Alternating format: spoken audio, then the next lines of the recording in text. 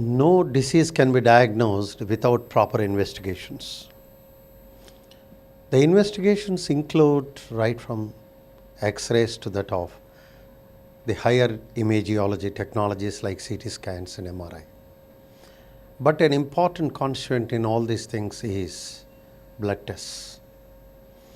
The blood tests are large number, and the selection of this blood test, what is needed for any particular disease, depends upon the suspicion the doctor has got regarding the disease, and therefore he recommends investigations in that direction. So these things are all carried out in the laboratories which have got divisions like clinical biochemistry, clinical hematology, histopathology or surgical pathology.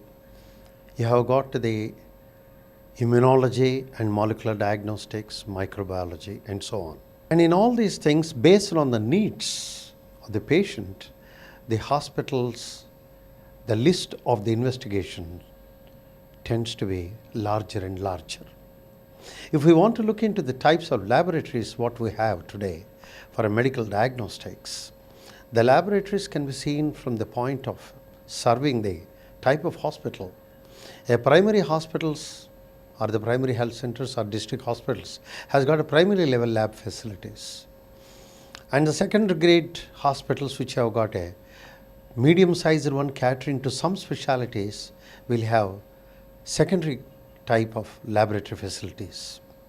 And high grade super specialty hospitals have got tertiary care laboratories. And what is the fundamental difference in all these things?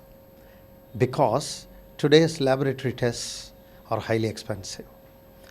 The infrastructure is expensive and the reagents used are also expensive.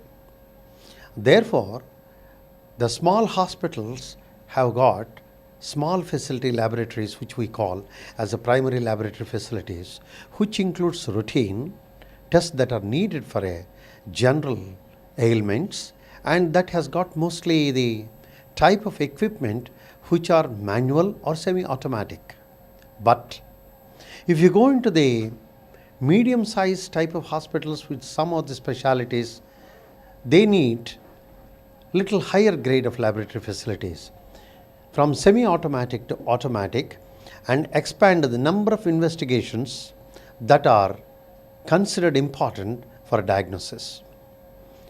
And the final stage where the super specialty hospitals like super specialty cardiologists, gastroenterology, oncologists, and all these things have got large number of tests that are to be carried out using possibly fully automated systems.